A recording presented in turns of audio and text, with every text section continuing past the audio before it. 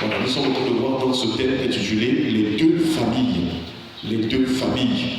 Et donc, nous sommes partis donc de la famille de Noé, parce que c'est une famille, excusez-nous, qui nous montre le côté terrestre, mais aussi le côté d'intimité ou de communion avec Dieu. Parce qu'un temps, la famille de Noé était sur la terre, dans une génération méchante, une génération perverse. Mais un autre temps, la famille de Noé va rentrer dans l'arche. On signe d'obéissance à Dieu. On signe d'obéissance à la parole de Dieu. Parce que Dieu avait demandé, il avait dit à Noé de construire l'arche. Et Noé devait entrer là-bas. Et donc, Noé, la Bible déclare, Noé exécuta tout ce que le Seigneur lui avait dit. Est-ce qu'on parle avec le Seigneur?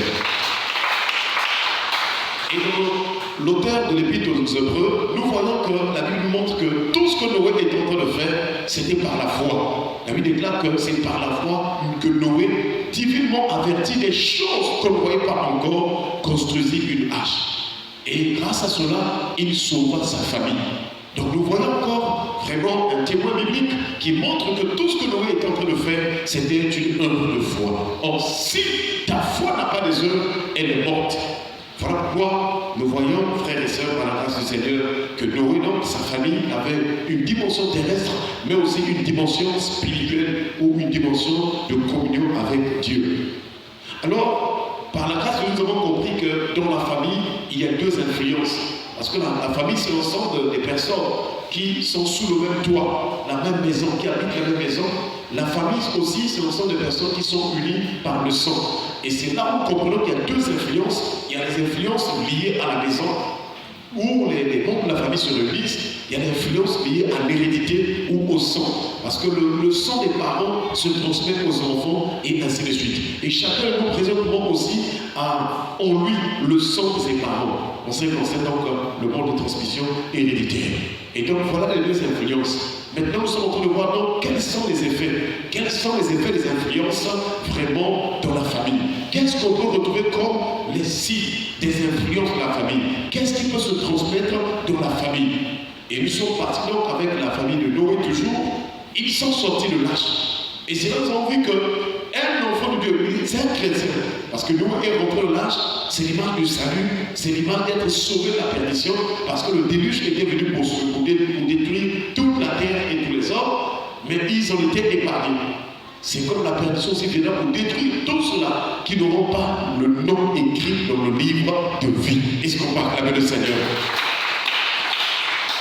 Mais après Noé et sa famille vont sortir de l'arche. Ils vont sortir de l'arche et malheureusement, quelque chose va encore se passer. Noé va donc planter la vigne. C'est ce texte biblique que nous avons lu hier. Nous sommes dans Genèse chapitre 9, verset 20 à 22. Il est écrit: Noé commença à cultiver la terre et planta de la vigne.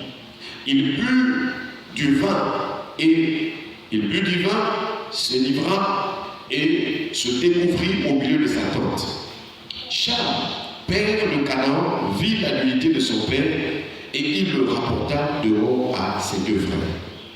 Voilà donc ce que le Seigneur nous dit dans son texte. Noé avait trois fils. Il y avait Sem, Cham et Japheth. Et nous voyons que pendant que Noé va prendre du vin, il va se livrer. Malheureusement, il va se découvrir. Il va laisser à nu. Il va laisser à nu. Se découvrir veut dire ôter ses dents au découvert. Donc nous voyons l'effet du vin. On mène Noé, quelqu'un qui était juste aux yeux de Dieu. Mais à cause du vin, il va ôter les vêtements. Il va enlever ses habits. Il va rester nu dans sa tente. Ôter veut dire aussi s'exposer. Donc Noé s'expose à la nudité. Or, la nudité aussi, c'est le signe du péché. La nudité, c'est le signe aussi de la malédiction. La nudité, vraiment, c'est quelque chose de pas bien. Vous vous souvenez, lorsque Adam et Ève ont péché, la Bible déclare, ils connurent qu'ils étaient nus. Et ils ont fui loin de la face de l'Éternel. Chers frères et sœurs, se découvrir, c'est aussi se confier vraiment dans des mauvaises pensées, se lancer dans de mauvaises pensées, se découvrir, c'est aussi apprendre à se connaître, notamment pour l'homme et la femme. Et donc nous voyons Noé qui était juste Mais à cause du vin, il va se découvrir.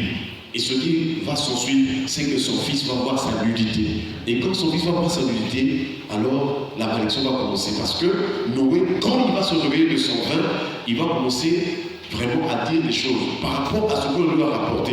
On lui dit que ton fils a vu ta nudité. Et Noé, pris par la colère, on dirait, il va libérer la malédiction. Donc, parmi les effets du vin dans la famille, parmi les effets, parmi les choses, parmi les caractéristiques des choses mauvaises, les influences mauvaises dans les familles, c'est aussi le vin. C'est aussi les boissons délivrantes. Et vous conviendrez avec moi ce matin que dans toutes les familles, il y a les problèmes de consommation des boissons délivrantes. Alléluia. Dans toutes les familles, les gens boivent. Toutes les familles. Il y a des gens qui boivent dans les familles. Et nous voyons à travers la vie de Noé et de ses enfants que, à travers la consommation des boissons délivrantes, la malédiction va venir, la nudité va venir. Et c'est là où nous pouvons aussi tirer que, dans ce que la Bible dit sur Noé et le vin, il y a plusieurs choses, parmi lesquelles nous voyons donc les habitudes ou les usages de boire des boissons délivrantes. Donc, dans les familles, l'une des transmissions, l'une des influences négatives, ce sont les habitudes de boire, de consommer des boissons délivrantes. Et vous pouvez le vérifier, dans les familles, les gens boivent. Les grands-parents boivent, les parents boivent, les enfants boivent. Et voilà, la famille est sous la malédiction. Parce que nécessairement, nous voyons que le vin a un effet, on dirait, néfaste. Le vin apporte des malédictions. Le vin est livrant. Comme par le mot est livrant, c'est se mettre en état d'ivresse. C'est-à-dire, lorsque les gens qui sont dans les industries, ils mettent les mélanges dans le vin, ils veulent donner un dosage. Et ce dosage a pour but d'emmener quelqu'un à l'état d'ivresse. Or, l'état d'ivresse, c'est perdre le sens. L'état d'ivresse, c'est troubler la conscience de la personne. Parce que s'énivrer veut dire aussi se mêler, se mettre en état d'ivresse. S'énivrer veut dire aussi remplir une personne d'une excitation. Tu étais pour toi bien, mais en consommant, en prenant des boissons délivrantes, il y a une excitation qui rentre dans ton corps, qui rentre dans ta nature. Tu avais ta nature naturelle, tu agissais bien, tu pensais bien. Mais quand tu prends la boisson ou les boissons délivrantes, il y a une excitation qui va rentrer pour troubler, que ce soit la physiologie de ton corps et ton organisme, que ce soit aussi ton psychique, que ce soit vraiment tes pensées. Donc lorsque le vin ou les boissons délivrantes rentrent dans la vie d'une personne, l'objectif aussi c'est d'emmener cette personne à être troublée, à être excitée, à avoir une autre émotion, à avoir un autre sentiment. Alléluia. Mais la personne était quand même bien portante. Mais en consommant les boissons délivrantes, quelque chose d'étranger rentre dans son corps. Et c'est ce qui emmène la personne à des réactions, à des choses qui ne sont pas vraiment des bonnes choses. S'élivrer veut dire aussi transporter la personne, veut dire troubler la personne. La personne avait la conscience tranquille, mais en prenant ou en consommant les boissons délivrantes, alors le vin ou les boissons délivrantes, que nous pouvons citer aussi les liqueurs, les alcools, transportent la personne. Généralement, vous allez voir que quand quelqu'un boit, même s'il est calme, mais il va commencer à parler. Alléluia. Quand quelqu'un boit, il y a une excitation ou incitation en lui qui va lui emmener à un comportement qu'il ne peut pas faire en temps normal. Voilà comment ce que les boissons délivrantes peuvent avoir un effet, on dirait aussi dévastateur dans la vie des hommes. C'est pourquoi nous allons prendre quelques effets dans la Bible que ceux qui connaissaient les effets de la boisson, ils pouvaient citer. Nous prenons d'abord avec Anne. Anne était une femme qui vraiment attachée au Seigneur. Elle aimait la prière dans 1 Samuel. Mais Anne était dans un foyer où il y avait deux femmes, donc un foyer polygame. Son mari, je crois, Elkanah, avait deux femmes. L'une des femmes s'appelait Pénina et l'autre c'est Anne. Et donc les deux femmes étaient là et chaque année, Anne était mortifiée. Sa rivale qui mettait au monde qui avait des enfants, elle était stérile. Sa rivale était en train de lui prodiguer des mortifications, la provoquer, l'inciter à la colère, au souci, parce qu'elle avait point d'enfant. Et Anne est rentrée en prière. Mais pendant que Anne prie, le sacrificateur Élie va confondre l'état d'ivresse de l'état de Anne. Et il est écrit donc dans 1 Samuel chapitre 1, versets 12 à 14. Comme elle restait longtemps en prière devant l'Éternel. Est-ce qu'on parle avec le Seigneur? Ce qui est bien pour Anne, elle aimait la prière. Ce qui est bien pour Anne, elle aimait Dieu. Est-ce que toi aussi, maman, sœur, tu dois être comme Anne ce matin? Une femme de prière, quelle que soit la situation, quel que soit le problème, quelles que soient les choses que la personne traverse, la réponse, les résultats, les réactions de la vie de Anne, c'est la prière. Nous devons toujours recourir à la prière. Quels que soient les problèmes que tu traverses, ton cœur, ta vie doit être en prière. Et alléluia. Pour s'en sortir d'une situation, pour s'en sortir d'un problème, n'oubliez jamais que nous devons recourir à la prière. La Bible déclare, ayez recours à l'Éternel et à son appui. Cherchez continuellement sa face. Tu as des problèmes, tu as des situations, ne va pas pour aller te faire des plaintes aux gens. Oh non. Cherche d'abord à prier. En toute occasion favorable ou non, en toute circonstance, le premier réflexe, la première décision de ta vie, quand tu te présentes dans une situation, c'est prier. Est-ce qu'on parle avec le Seigneur? Et ici, on nous montre Anne prier. Mais il y avait une dimension dans laquelle Anne était rentrée, c'est qu'il restait longtemps dans la prière. Elle restait longtemps dans la prière. Est-ce que toi aussi tu as le temps de prier, même à la maison? Est-ce que tu restes longtemps dans la prière? Si tu veux voir aussi la solution dans tes problèmes, si tu veux que Dieu te touche, prends du temps de la prière. Je sais qu'il y a des prières courtes, il y a des prières que tu fais, peut-être que tu es en train de sortir, tu es pressé. Ah Seigneur, regarde, moi je vais sortir. Seigneur, protège-moi, c'est vrai. Mais Dieu veut nous voir comme Anne. Il y a des moments où il faut prendre du temps. Tu prends 1 heure du temps, tu prends 2 heures du temps, tu prends 3 heures du temps, tu prends même 5 heures du temps, tu prends. Donc tu es là dans la présence de Dieu. Anne restait longtemps dans la prière. Et vous allez voir que Dieu va visiter cette femme. Si tu restes longtemps dans la prière, Dieu va te visiter. Si tu restes longtemps dans la prière, Dieu va te donner de surmonter les épreuves. Si tu restes longtemps dans la prière, frères et sœurs, tu verras les choses grandes. Si tu restes longtemps dans la prière, quels que soient les blocages qui étaient sur ta vie, toutes ces choses tomberont au nom de Jésus. Restez longtemps dans la prière. Restez longtemps en train de parler avec Dieu. Voilà le secret de Anne. Et cela lui a donné de surmonter l'amertume. Malgré les critiques et toutes sortes des insultes, des injures de sa rivale Pénia. Mais la prière, rester longtemps en prière, a donné à Anne de supporter et je dirais aussi d'avoir la maîtrise de soi face à toutes ces provocations. Alléluia. Nous voyons donc, il est écrit qu'elle restait longtemps en prière devant l'Éternel. Reste en prière devant Dieu. Ne reste pas en prière devant les hommes, d'abord devant Dieu. C'est-à-dire, quand nous rentrons en prière, il faut que ton esprit, ton cœur, sache, reconnaisse et accepte que tu es devant qui? Dieu.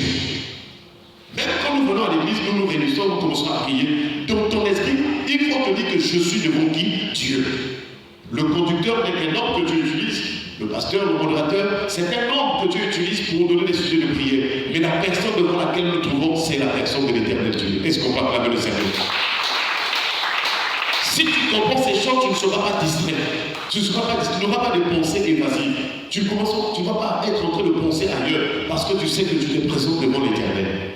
Et c'est là, nous voyons que Anne a pu surmonter cette épreuve, cette difficulté qu'elle avait. La Bible déclare, Élie observa sa bouche. Élie qui est le sacrificateur, qui était là le chef, qui conduisait, qui dirigeait, il a observé la bouche de Anne. Élie observait sa bouche, Anne parlait dans son cœur. Donc il y a une prière où on peut parler la bouche ouverte. Tu parles, les gens t'écoutent. Seigneur, Seigneur, tous les gens t'écoutent. Mais il y a aussi une prière au fond du cœur. Il y a des moments où tu dois prier dans ton cœur. Lorsque Élie a observé la bouche de Anne, Anne ne parlait pas, mais la Bible déclare que Anne parlait dans son cœur. Est-ce qu'on parle avec le Seigneur? Que le Seigneur te donne de parler avec Dieu dans ton cœur au nom de Jésus. Amen. Que Dieu te donne un cœur qui parle avec Dieu au nom de Jésus. Amen. Et donc la Bible déclare Anne parlait dans son cœur et ne faisait que remuer les lèvres. Donc Anne était là, les lèvres étaient remuées, mais on n'entendait pas la voix, mais elle priait au fond de son cœur.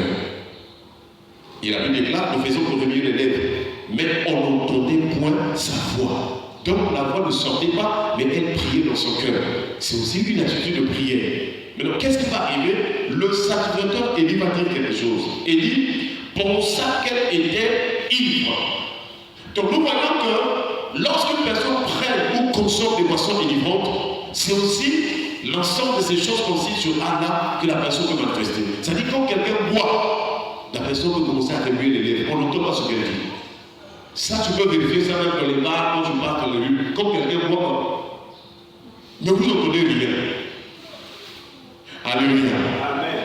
Donc, c'est aussi les effets du vin. Et la Bible déclare, et lui dit, jusqu'à quand seras-tu dans l'ivresse?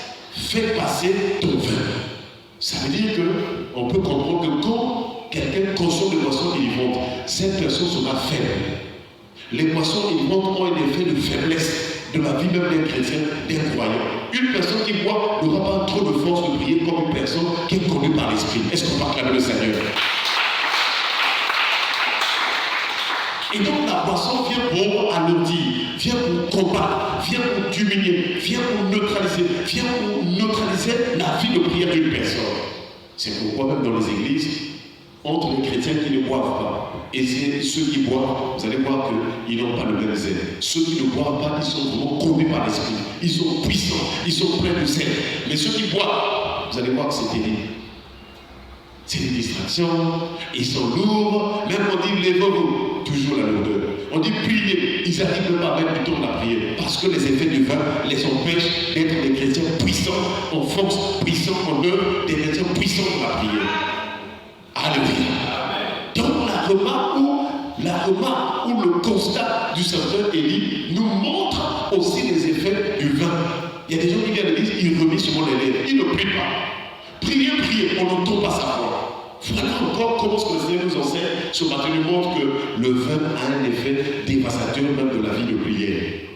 Oh, un véritable enfant de Dieu doit être, dès que tu es en train de rentrer dans l'église, c'est-à-dire la prière doit être une vie pour toi. Tu dois être assoiffé de la vie de prière. Tu dois aimer, tu dois être rempli d'amour de la prière. Quand tu viens à l'église, tu viens avec des objectifs. Tu viens avec vraiment, tu sais ce que tu viens faire de la présence de Dieu. Est-ce qu'on va acclamer le Seigneur?